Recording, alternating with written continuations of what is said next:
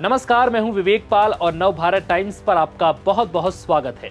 पंजाब में इन दिनों बाढ़ से सबसे ज्यादा तबाही देखी जा रही है। आलम कुछ यूं है कि यहां सभी 23 जिले और 1948 गांव बाढ़ से प्रभावित है। राज्य में अब तक 43 लोगों की जान जा चुकी है और करीब 3,84,000 लोग बाढ़ का सामना कर रहे हैं। लेकिन इस बीच अब लुधियाना में सतलुज नदी का जलस्तर बढ़ने से बाढ़ का खतरा और गंभीर हो गया है। शुक्रवार आधी रात को ससराली गांव में बना बांध टूट गया, जिसके बाद पानी खेतों में पहुंच चुका है। इसके चलते किसानों के ट्यूबवेल बह गए और पानी रिंग बांध तक पहुंच गया। ये नया रिंग बांध मुख्य बांध से 700 मीटर की दूरी पर बनाया गया था। आबादी की तरफ जाते पानी का बहाव को रोकने के लिए प्रशासन ने सेना और एनडीआरएफ की मदद से रिंग बांध बनाया था, लेकिन अब उस पर भी कटाव पड़ना शुरू हो गया, जिसे देखते हुए अब तीसरा बांध बनाया जा रहा है। कटाव की स्थिति को संभालने के लिए आर्मी और एनडीआरएफ की टीमें मौके पर तैनात की गई हैं।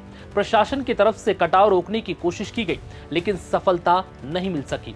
अधिकारियों के मुताबिक अगर यहां से पानी और आगे बढ़ा तो लुधियाना के 14 गांवों में बाढ़ आ सकती है।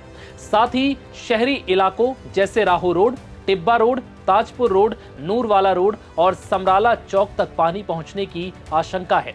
साहनेवाल के धनासू इलाके में भी पानी भर सकता है, जिससे करीब 50,000 लोग प्रभावित होंगे। सतलुज नदी से बाढ़ के खतरे को देखते हुए शुक्रवार से ही गांव खाली करने में लोग जुट गए हैं। इसके अलावा सेना की टीम लगातार यहां पानी रोकने की कोशिश में जुटी है। वहीं अमृतसर के रामदास में रावी नदी के कारण टूटे 8 बांधों को भरने की कोशिश की जा रही है, जबकि 5 बांधों तक पहुंचने का प्रयास चल रहा है, लेकिन अभी इसमें सफलता नहीं मिल सकी।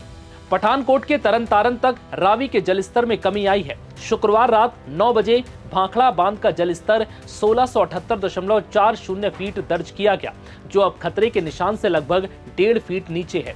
मौजूदा स्थिति को देखते हुए भाखड़ा से लगभग 70,000 क्यूसेक पानी छोड़ा जा रहा है, जिससे लगभग 50,000 क्यूसेक पानी ही सतलुज में छोड़ा गया। वहीं अंबाला कैंट के एसडीएम ने कहा है कि अंबाला छावनी में वार्ड 11 और 12 की स्थिति सबसे ज्यादा खराब है, क्योंकि टांगड़ी का पानी ओवरफ्लो होकर रामपुर सब्सिडी गांव की तरफ से वार्ड 11-12 में भर गया है। छावनी में जो हमारा वार्ड नंबर 11 और 12 है, वहाँ पे जल भराव की स्थिति ज़्यादा हुई है, क्योंकि टांगरी का जो पानी है वो ओवरफ्लो होकर रामपुर सरसेडी गांव की तरफ से वार्ड नंबर 11 और 12 में भरा है। जो हमारा ज़्यादातर जल भराव है वो HSIDC के इंडस्ट्रियल एरिया में और वार्ड नंबर 12 के विकासपुरी में है, जहाँ पे पानी जो है स्टेगनेंट है। कल और परसों से हमारे जो बचाव कार्य थे वो बड़े अच्छे स्तर पे हुए हैं। हमने जो बोट्स हैं उनको अवेलेबल वहाँ पे करवाया गया, तो लोगों को वहाँ से निकाला गया था। ज़्यादातर लोगों को हम निकाल चुके हैं और जो निकाले हैं उनको धर्मशालाओं में शिफ्ट करवाया है। उनके लिए खाने पीने की और सभी व्यवस्थाएं MC द्वारा की गई हैं। जो जल भराव की स्थिति है उसकी निकासी के लिए HSIDC के वहाँ पे पंप इंस्टॉल किए गए हैं, जो पानी को लिफ्ट करके दोबारा टांगरी में डालेंगे। ऐसे ही हमारा जो विकासपुरी का एरिया जहाँ जल भराव है, वहाँ पे हम इरिगेशन डिपार्टमेंट के मैनुअल और डीजल पंप और इलेक्ट्रिक पंप लगा के उसके पानी की निकासी को हम ओमला रिवर में करेंगे, जो आगे जाके टांगरी रिवर में उसकी निकासी हो।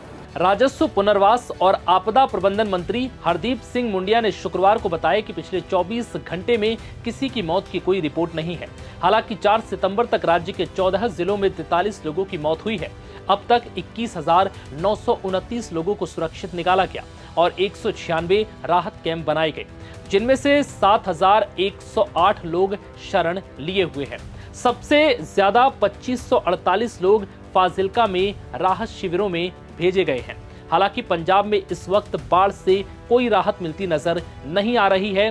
कई जिलों में बनाए गए बांध लगातार टूट रहे हैं। ऐसे में अब कई और गांवों पर बाढ़ का खतरा मंडरा रहा है। फिलहाल इस वीडियो में इतना ही। इजाजत दीजिए। नमस्कार।